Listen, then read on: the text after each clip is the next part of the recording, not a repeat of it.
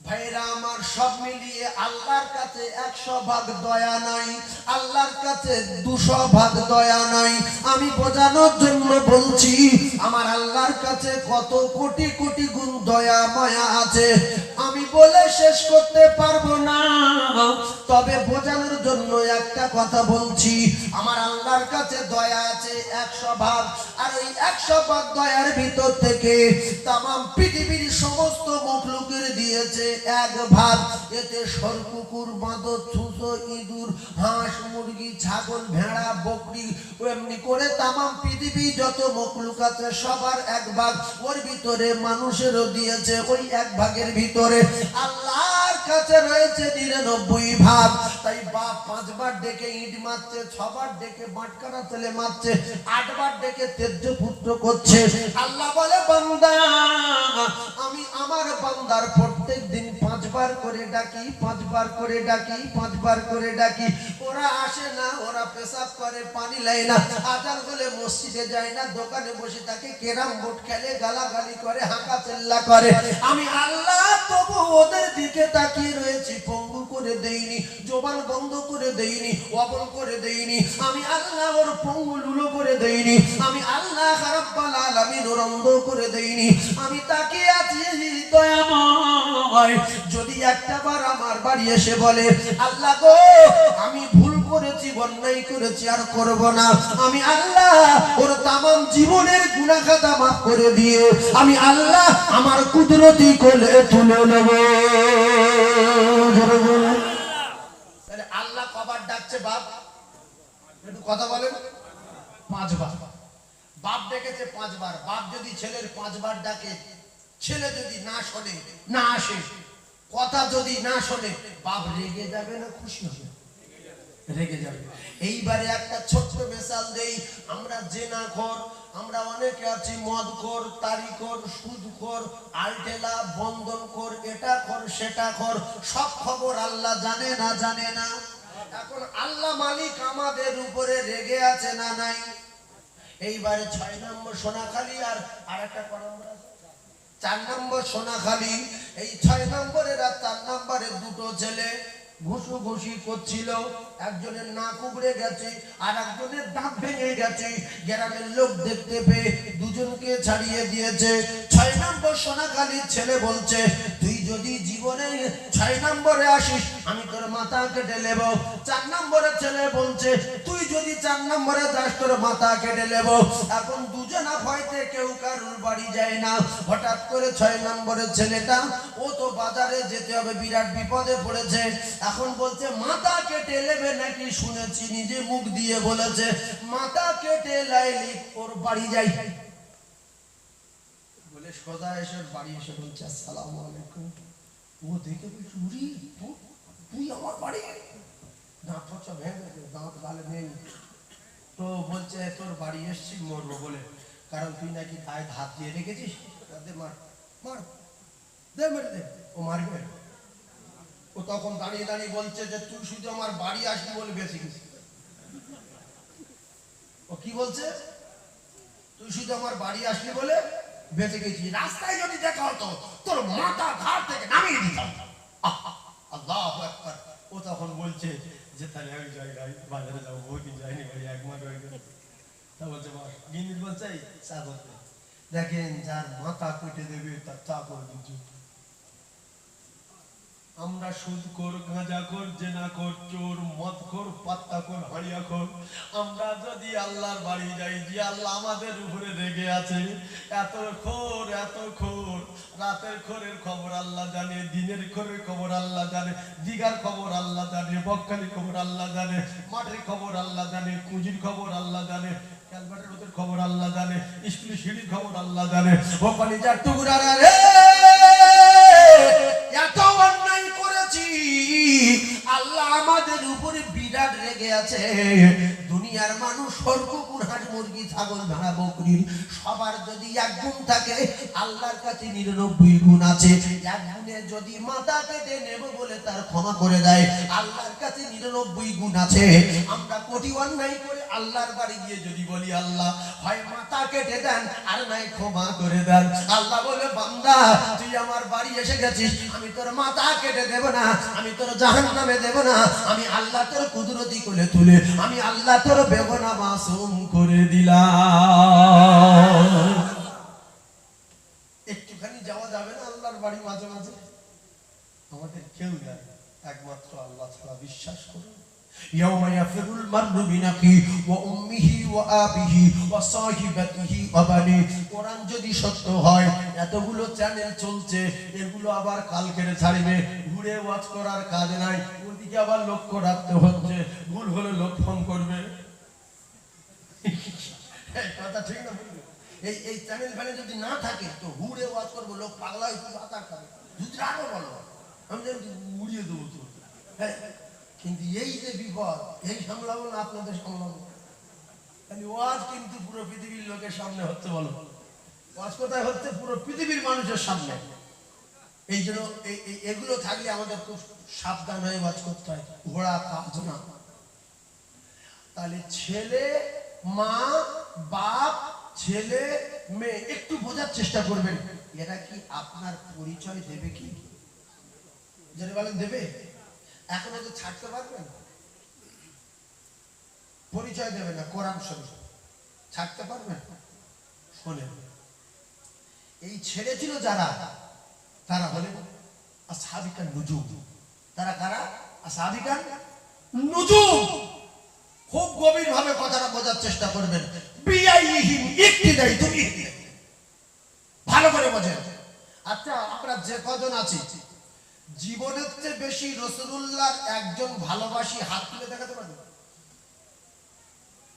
সবাই? এই কথাটা আল্লাহ, এই যে বলেছি, আল্লাহ দেখেছে না দেখেনি? হাত তুলেছি, দেখেছে। আমি কিন্তু এখন ওয়াজ ফুল ফুল শুরু করিনি, দরুদও পড়াইনি, নাহমাদু ওয়া নাস্তাইনু শ্রদ্ধাভাজন সভাপতিরে বলতে হয়তো নাকি বলতে হয় না? তারপর কিছুক্ষণ দরুদ শরীফ পড়ে দেন, কিছু বলেছি কেন? ওয়াজ ধরেছি কেন সেটা আমি জানি, আমার আল্লাহ জানে। দরুদ পড়াইলে সব শুনলাম,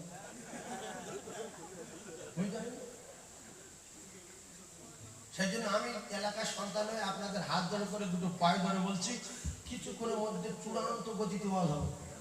কারণ প্রত্যেকটা জিনিস মেশিন স্টার্ট দিলে কিছুক্ষণ ঢুক ঢুক ঢুক ঢুক ঢুক করে তারপরে স্টার্ট দেয়।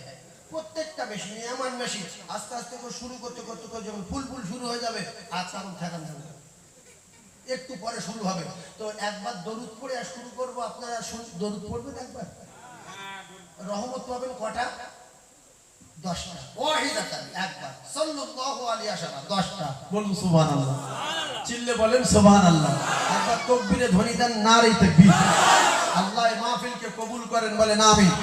আর একটু জোরে বলেন আল্লাহুম্মা আমিন। নারে তাকবীর। সেকেন্ডে ঈমানদার, সেকেন্ডে বেঈমান। এর তত্ত্ব শুনেন। একটা ছোট্ট কথা বলি দরুদ পড়ার আগে। ধরুন রাসূলুল্লাহ বলেছে, তোমার মায়ের চেয়ে বেশি, তোমার বাপের চেয়ে বেশি, তোমার ছেলের চেয়ে বেশি আমার ভালোবাসতে হবে। আচ্ছা, এটা কি রাসূলুল্লাহর বানানো কথা? একটু কথা বলেন। আপনারা সবাই দিল থেকে বলছেন, বানানো কথা না তো? আল্লাহ বলেছে আমার দোস্তর সমস্ত কথাগুলো আমার বলা কথা।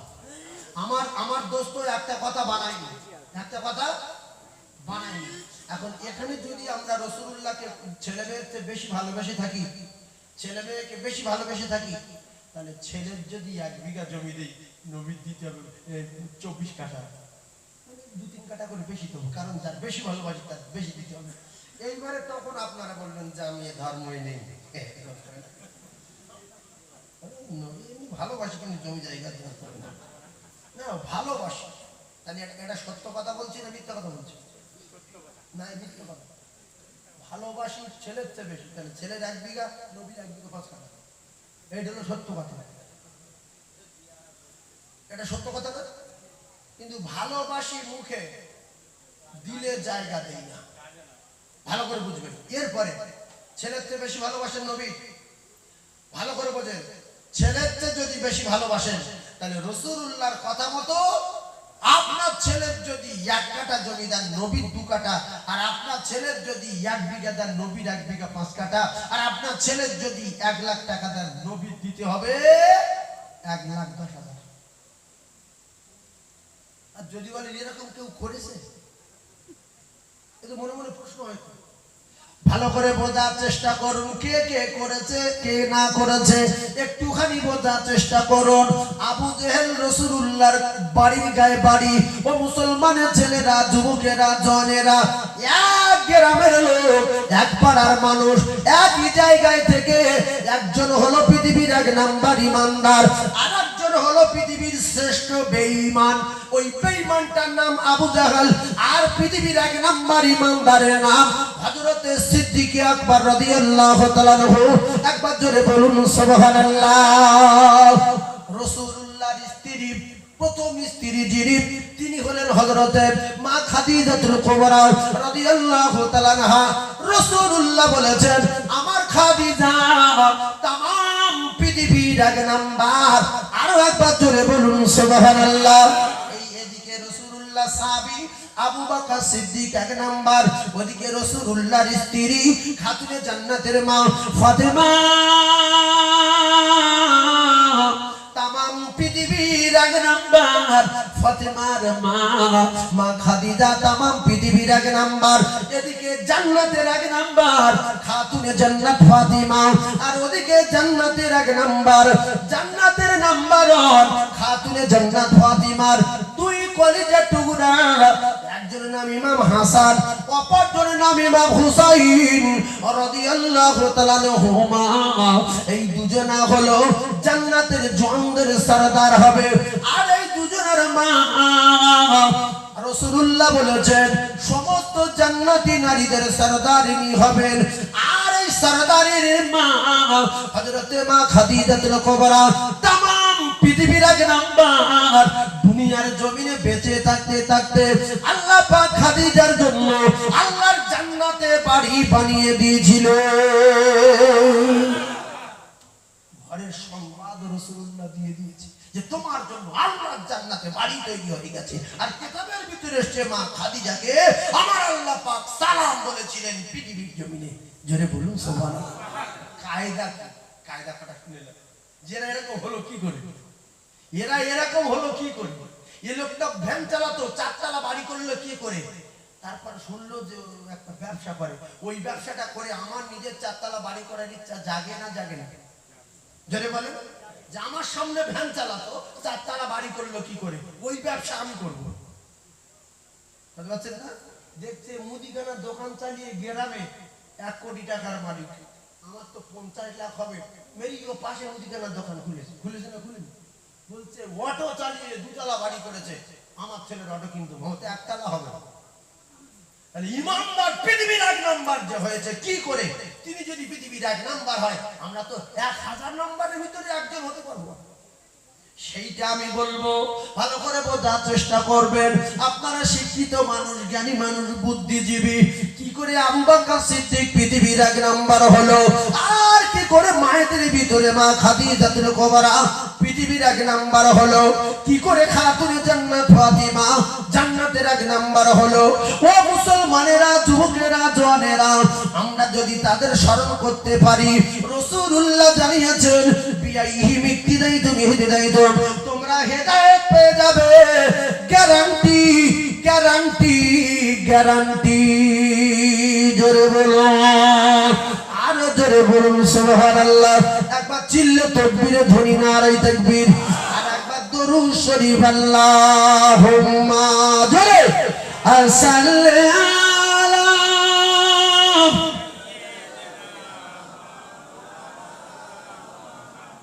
ওয়া আলা আলি সাইয়্যিদিনা।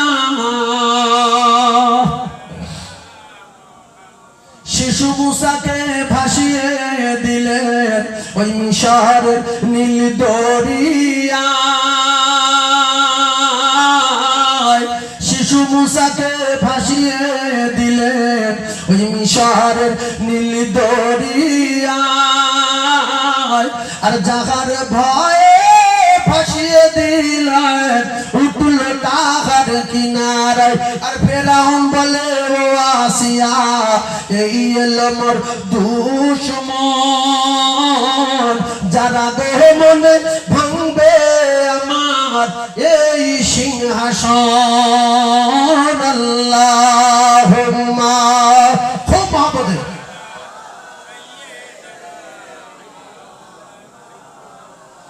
ওয়া আলা আলি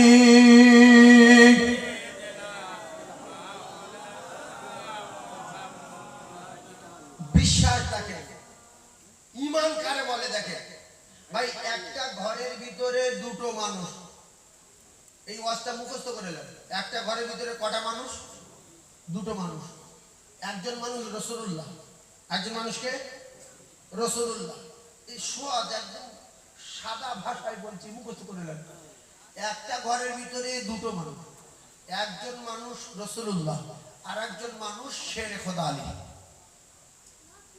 কজন দুজন এদিকে চ্যালেঞ্জ করলো আল্লাহ রাসূলের চাচার সঙ্গে আবু জেহেল হামজা রাদিয়াল্লাহু তাআলা আনহু ছিলেন পালোয়ান হামজা কে রাসূলুল্লাহর কে একটু বলেন বাবা চাচা পালোয়ান ছিল এখন পালোয়ান শিকার করতে কি করতে শিকার করতেন জঙ্গলে শিকার করতে গেছে আর আবু জেহেল কি করলো লোক লস্কর লাগিয়ে দিল যে মুহাম্মদ কাবার চত্বরে যাচ্ছে জোর করে ধাক্কা মারবি ঘুষি মারবি যদি চোবরা করে দাঁত ধর না গুঁড়ো করে দেবে আমার নবীর খুব রাগ ছিল আমার নবী অবুধ ছিল বিশ্ব নবীর গিয়ে ধাক্কা দিচ্ছে ঠেলা মারছে রাসূলুল্লাহ বুঝতে পেরেছে আমার মারবে চারিদিকে আবু জেহেলের লোক চুপচাপ মেরে ধৈর্য ধারণ করে সবর ধরে রাসূলুল্লাহ বাড়ি চলে আসলেন কিছু লোক দেখেছে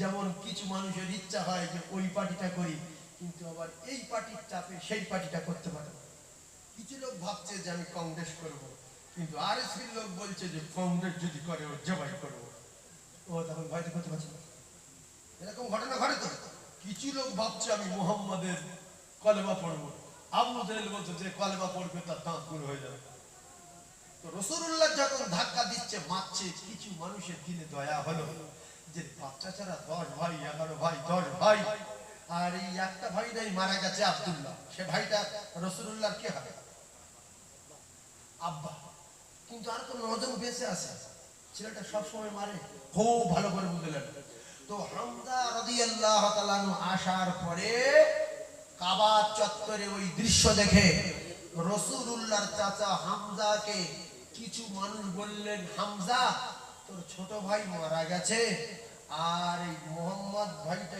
ইতিম আর এই তোর ভাইপোটা ইতিম আর সব সময় অত্যাচার মারধর তা তুই কিছু বলতে পারিস না বলছি কবে মেরেছে বলছে আজকে বলছি কোথায় বলছে কাবার চত্বরে ভাইরা আমার বাবাদিরা বোঝার চেষ্টা করুন এই খবর শুনে যারা ভাইপো যাদের ভাইপো আছে অনেক ভাইপোর মারে চাচা দাঁড়িয়ে দেখে আমি ওতে নেই আছে না নাই এ তখন বলে চাচা না আবু জেহেল কলিজার টুকরা ভাইরা রাসূলুল্লাহ ভাইপো হযরতে হামজা চাচা কিতাবে লেখা হযরতে হামজা রাদিয়াল্লাহু তাআলা আনহু কাবা চত্বরে ওই কথা শুনে সোজা ডাইরেক্ট আসলেন আবু জেহেলের বাড়ি আর আবু জেহেলের বাড়ি আর রাসূলুল্লাহর বাড়ি খুব বেশি দূরত্ব হলে 10 থেকে 15 হাত তফাৎ 10 থেকে 15 হাত দূরে কলিজার টুকরা ভাইরা এমন অবস্থায় দেখা যায় হযরতে হামজা রাদিয়াল্লাহু তাআলা এসে আবু জেহেলের দরজার কাছে দাঁড়িয়ে আবু জেহেল বলে আওয়াজ দিলেন এই আবু জেহেল এটা কত বাজে কথা জানেন আপনাদের গ্রামের প্রধান সাহেব এমপি সাহেব এমএলএ সাহেব মন্ত্রী সাহেব এই সাহেবের বাড়ি গিয়ে যদি তার ডাইরেক্ট নাম ধরে চেল্লায় সঙ্গে সঙ্গে মার্ডার করবে না করবে নাম ধরবি আমি এমএলএ হয় কাকু বল না স্যার বল না বাবু বল শুধু বললি শুধু নাম বললি রেগে যাবে না তখনকার এমএলএ কে আবু জেহেল স্যার বলে মন্ত্রী নেতা আরে ডাইরেক্ট আবু জেহেল বলে চিল্লে উঠেছে কেন